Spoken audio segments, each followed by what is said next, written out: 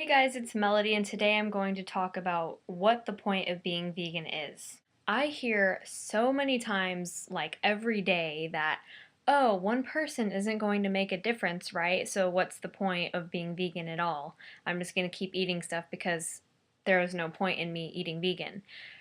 Well, first of all, everyone who's not vegan gives that excuse. So if everyone stopped giving that excuse, pretty much everyone would be vegan. So basically, if you give that excuse, you're part of the problem and not the solution, because the solution is veganism to world hunger, global warming, animal abuse, all of that is the problem, and the solution is veganism. You know how in like superhero movies there's a villain who's like destroying the whole town, and the superhero is like fighting them, and throughout the whole movie, I don't know if you guys do this, but I'm thinking, why the heck is the villain doing this? Like, what's the point? You're killing so many people and destroying like everything. Why can't you just give up? I mean, you're not gonna win anyway. You're just doing wrong to everybody.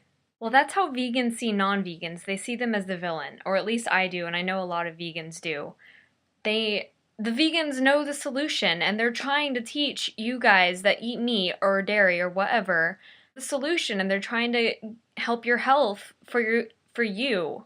They're trying to tell you how to fix your health and some of your problems and just feel better about yourself, but and save animals and save the earth and everything, and some people that are starving in like third world countries, but you guys keep ignoring us and saying, oh, but I like my meat and dairy. I'm gonna let my health and the planet and the animals and the people who can't get enough food for themselves suffer for my taste buds. Doesn't that sound like a villain to you?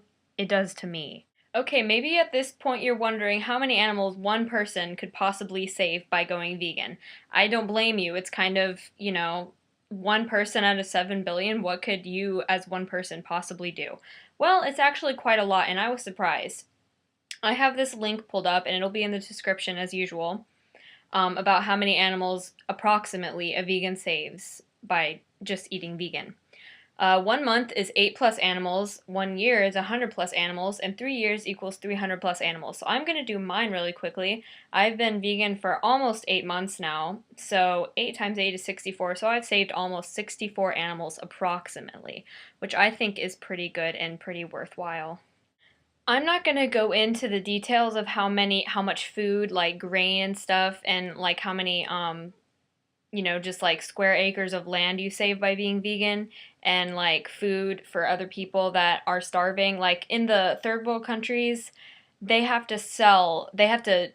grow the food, and then they have to give it to us at like, America, the Western part of the world. They have to give all of that food to us so we can feed it to the millions and millions of animals that we have. Instead of the people that literally you can see their ribs because they have no food, we're giving it to fat animals so they can grow really fast so we can have our precious beef.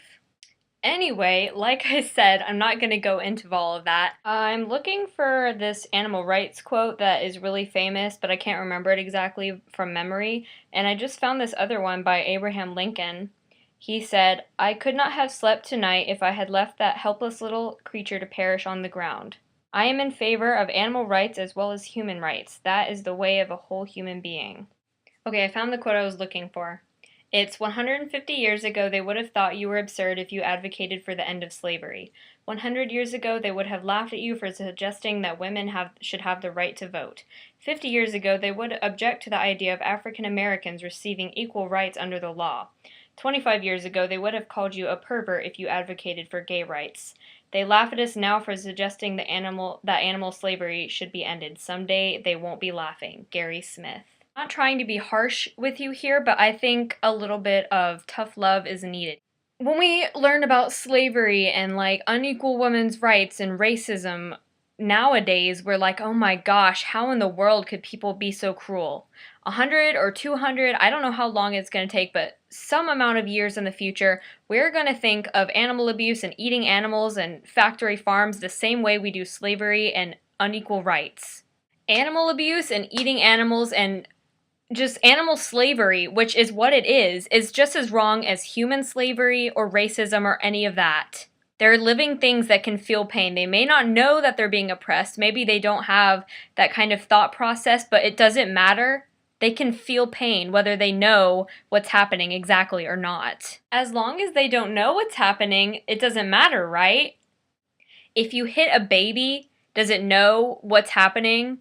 Would you still hit a baby just because it doesn't know what's happening? It hurts it. It will cry. A dog will run away if you hit it. A cow will run away if you hit it.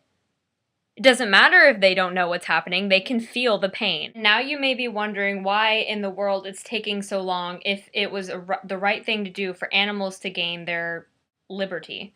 Here's a hint. What does every human have that animals don't? What do black people have? What do women have? What do gay people have that animals don't? A voice. Animals can't open their mouths and tell us to stop. They can't hold protests. They can't fight back. They can't do anything. It's up to us, the vegans that are in the 1% of the world at the moment, to stand up for them. We are their voice. And someday when all of this is illegal and no one wants to hurt any animals any longer for food, wouldn't you rather say that you were part of the solution instead of the problem? Wouldn't you rather be the superhero instead of the villain?